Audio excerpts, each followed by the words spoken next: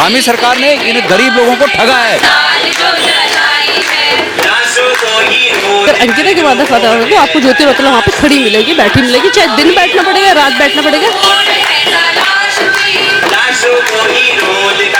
ये लड़ाई अनवरत जारी रहेगी, भीड़ आती रहेगी, भीड़ जाती रहेगी। उस दिन की भीड़ कितनी थी, आज फिर दोबारा इतनी भीड़ है, फिर कम होगी, ज्यादा होगी, लेकिन इसको न्याय दिला के रहेंगे। आने वाले टाइम पे अगर जरूरत पड़ेगी तो राहुल जी भी आएंगे।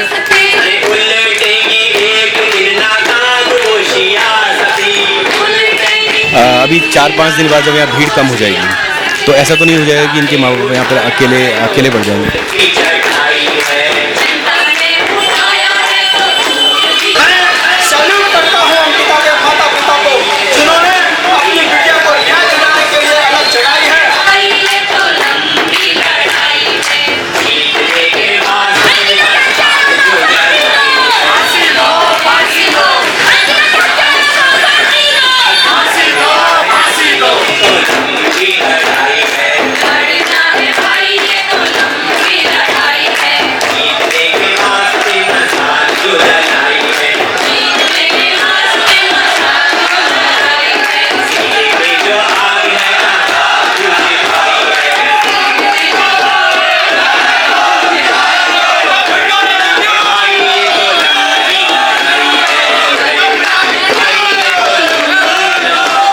हमारे साथ कांग्रेस नेता गणेश गोदियाल जी मौजूद हैं। सर, आप यहाँ पर पहुँच रहे हैं, लगातार पहुँच रहे हैं आप यहाँ पर।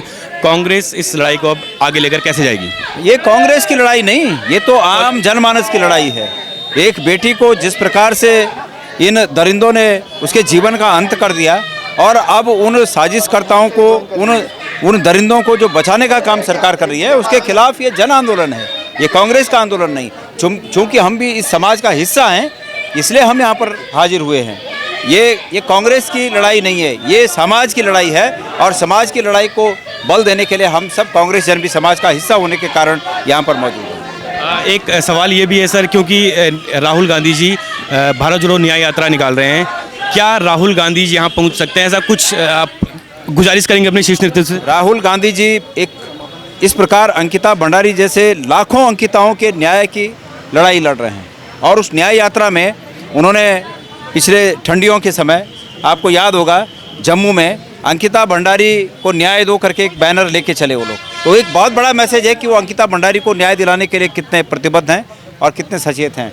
ये लाखों अंकिताओं को इस प्रकार की त्रासदियों से बचाने का उनका जो अभियान है, वो निश्चित रूप में एक दिन वो अभियान सफल होगा और इन बेटियों को न्याय मिल पाएगा। सर, एक सवाल महत्वपूर्ण ये भी है, क्योंकि ये जो धरना प्रदर्शन चल रहा है, जब तक राजनीतिक पार्टियों का, दलों का उस भरपूर साथ नहीं मिलेगा तो नहीं तो ये दबाने की कोशिश होगी। मेरी बात सुनिए, जहाँ तक राजनीतिक पार्टी का प्रश्न है, हम राजनीतिक पार्टी के सदस्य अवश्य हैं, लेकिन हमने कोई ढेले भर की इस प्रकार की मदद इनको नहीं की कि जिससे कि राजनीतिक पार्टियों की मदद इनको मिल सके। इस प्रकार ये स्वस्फूर्त लोग हैं जो यहाँ पर आ रहे हैं अभी, और इसको देखिए धीरे धीरे कितना जन समर्थन इसको मिलता है। वो तो बीच में ये लोग धामी जी के बहकाव में आ गए कि धामी जी ने कहा कि हम जो अपराधी हैं उनको सजा देंगे। ये लोग को लगा कि मुख्यमंत्री बोल रहे हैं और मुख्यमंत्री के बोलने पे वो विश्वास कर गए, इसलिए यह आंदोलन धीमा पड़ा। लेकिन हम तो पहले से जानते थे कि धामी जी बोलेंगे कुछ और करेंगे अपने आकाओं का। तो वो स्पष्ट रूप से एक व्यक्ति का नाम ले रहे हैं, सरकार उसकी जांच करे ना, क्यों नहीं कर रही है? लेकिन सरकार को डर है कि भाई हम उसकी जांच करें या किसी की जांच करें, फंसेगी तो बीजेपी के बड़े नेता फंसेंगे। तो इसलिए सरकार जानबूझकर इस बात को टाल मटोल कर रही है। सरकार ने एसआईटी बनाई, एसआईटी इसलिए बनाई जाती है कि वो उस केस के इन्वेस्टिगेशन का तार तार कर सके, और उस एसआईटी ने किया ये कि पूरी ताकत उस वीआईपी को बचाने में लगी जो वीआईपी इस पूरे खेल का नेतृत्व कर रहा था, जिसके हित के लिए ये पूरा दुर्घटना ये हुई, ये घटना घटाई गई, जो जिसके लिए ये किया गया वही उसी को बचाने के लिए एसआईटी काम कर रही है। तो ऐसे हालात हैं। अच्छा, वीआईपी के नाम पर जैसे जिस तरीके से आरोप लग रहे हैं अजय कुमार जी पे, उस पर आप क्या कहेंगे कि किस तरह की मेरा ये कहना है कि आरोप लगने से कोई दोषी सिद्ध नहीं हो जाता, लेकिन सरकार का कर्तव्य है कि ईमानदारी से उसकी जांच करें। उनका स्पष्ट कहना है कि उसके कॉल डिटेल निकाली जाएं, संपर्क के जितने साधन होते हैं उतने साधनों को खंगाला जाए और ये पता किया जाए कि जो आज जेल में एक्यूज्ड हैं उनके साथ क्या उस दौरान उनकी कहीं से कहीं कोई संपर्क हुआ, उन्होंने स्पष्ट रूप से कहा अंकिता के पिता ने कि उसकी लोकेशन चेक कर दी जाए। वो भी किसी विश्वास के साथ कर रहे हैं ना, ऐसी तो नहीं करें। एक संदिग्ध बात है, मृतका के पिता बहुत संजीदगी से इस बात को कह रहे हैं कि हम पर फलाने पे शक है। सरकार उसकी जांच ही नहीं करना चाहती, सरकार उसका बचाव कर रही है। धामी सरकार ने इन गरीब लोगों को ठगा है। धामी जी ने स्वयं इनसे कहा था कि हम दोषियों को सजा देंगे और ये उन पर विश्वास किए, इनको ठगा, इन गरीब लोगों को धामी जी ने ठगा है। इनकी भावनाओं के साथ खिलवाड़ किया है, उत्तराखंड की जनता की भावनाओं के साथ खिलवाड़ किया है, उत्तराखंड की माताओं की भावना के साथ धामी ने खिलवाड़ किया है और उसका बदला सब लोग मिलकर लेंगे। अभी सर एक आखिरी सवाल, अगर 4-5 दिन बाद यहाँ पे भीड़ ख़त्म हो गई तो ऐसा तो नहीं हो जाएगा कि माँ बाप यहाँ पे अकेले पड़ जाएंगे? भीड़ खत्म हो जाए ना हो, लेकिन लड़ाई, ये जो अंकिता को न्याय दिलाने की लड़ाई है और जो अपराधी हैं उनको सजा दिलाने की जो लड़ाई है, ये लड़ाई अनवरत जारी रहेगी। भीड़ आती रहेगी, भीड़ जाती रहेगी। उस दिन की भीड़ कहाँ कितनी थी, आज फिर दोबारा इतनी भीड़ है, फिर कम होगी, ज़्यादा होगी, लेकिन इसको न्याय दिला के रहेंगे। और ऐसा है, वक्त गुजरने में ज़्यादा समय नहीं लगता, समय हमेशा बदलता रहता है। यही सरकार हमेशा नहीं रहेगी, लेकिन ये निश्चित है कि जिन लोगों ने भी, ये जो भी वीआईपी हैं, एक न एक दिन ये सलाखों के पीछे होंगे और इनको सजा मिलेगी, ये भी सत्य है। हमारे साथ कांग्रेस महिला मोर्चा की प्रदेश अध्यक्ष ज्योति रौतेला जी हैं। मैम, आप कल एसएसपी ऑफिस में आपने धरना प्रदर्शन किया, क्या संदेश देने की कोशिश थी?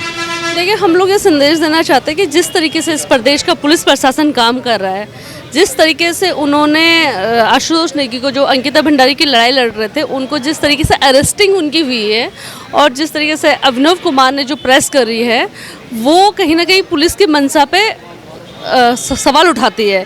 मैं तो अभिनव कुमार जी से पूछना चाहती हूँ कि आज तक उन्होंने किस किस अपराधी के वो केस में खुद आके फ्रंट में प्रेस करी है, जो उन्होंने आशुतोष नेगी जी के खिलाफ जो प्रेस करी है। जिस तरीके से उन्होंने इस बात के लिए जस्टिफाइड करने की कोशिश करी कि इसको अंकिता भंडारी के न्याय से न जोड़ा जाए, तो ये कहीं ना कहीं उन लोगों की मंशा को दर्शाता है। और क्योंकि अंकिता भंडारी के माता पिता दोबारा से अनिश्चितकालीन धरने पर बैठ गए थे, आशुतोष नेगी जी उनकी मदद कर रहे थे, वो एक पत्रकार थे और उनकी आवाज़ लोग सुन रहे थे, तो उन्होंने इंटेंशनली इस वक्त जो उनका केस था उसको खोला और उनके ऊपर जो कार्रवाई करी, इसके खिलाफ कल हम लोगों ने वो धरना दिया। उनको चेताने की कोशिश करी कि अगर आप उत्तराखंड के लोगों के ऊपर इस तरीके से वार करोगे तो हम लोग चुप रहने वाले नहीं है, हम इस लड़ाई को बहुत मजबूती से लड़ेंगे। आपने अंकिता भंडारी के न्याय की मांग को लेकर अपने सिर के बाल भी मुड़वाए, लेकिन अभी तक न्याय मिला, इसके बारे में क्या कहेंगे आप? इससे पता चलता है कि जो उत्तराखंड की जो सरकार है, जो आज नारी वंदनम कार्यक्रम चला रही है, वो महिलाओं को कितनी रिस्पेक्ट देती है, महिलाओं को कितना आदर करती है कि एक महिला, एक बच्ची की हत्या हो जाती है, उसके माता पिता पिछले 1.5 साल से इस लड़ाई को लड़ रहे हैं, ना उसमें सीबीआई जांच होती है, न इसमें आप फास्ट ट्रैक कोर्ट में इस केस को चलाते हो। और जब आपकी उत्तराखंड की एक बेटी, जब वो लोग हाई कोर्ट में जाते हैं, अपराधी उनकी बेल के लिए वो हाई कोर्ट जाते हैं और एक उत्तराखंड की बेटी अपने बाल तक मुंडवा देती है, लेकिन सरकार न बैरी, गूंगी, अंधी तीनों हो जाती है, वो देखती भी नहीं, सुनती भी नहीं है। तो आप समझ लीजिए कि इस सरकार के उद्देश्य क्या है। ये केवल सत्ता में रहना चाहती है, लेकिन जब आपकी बेटियों की, आपकी बहनों की, आपकी युवाओं की बात आएगी तो ये सरकार बिल्कुल मौन हो जाएगी। मैम, आपको क्या लगता है किसको बचाने की कोशिश की जा रही है, पुलकित आर्य को या वीआईपी को? देखो, वीआईपी को बचाने की कोशिश हो रही है, पुलकित आर्य को भी बचाने की कोशिश हो रही है। पुलकित आर्य भाजपा से अलग थोड़ा है, भाजपा पूर्व राज्य मंत्री का बेटा है, और जो वीआईपी है इनका, जिसको कि बचाना चाह रहे हैं, कोई ना कोई बहुत बड़ा आदमी उनके संगठन का है, जिसको बचाने के लिए रातों रात बुलडोजर चलाया। आपने आज तक इस प्रदेश में, क्या इस देश में कोई ऐसा कानून नहीं सुना होगा कि जिस जगह हत्या हुई है, जिस जगह यौन शोषण की कोशिश की है, यौन शोषण हुआ है, कोई बड़ी बात नहीं कि मेडिकल रिपोर्ट में इन्होंने मैनेज करी हो, उस जगह पे आपको बुलडोजर चलाना पड़ता है। एक बार नहीं, दो बार उसी दिन में आपको उसको बुलडोजर चलाना पड़ता है। तो ये तो सरकार के मंशा पे वहीं से सवाल उठता है।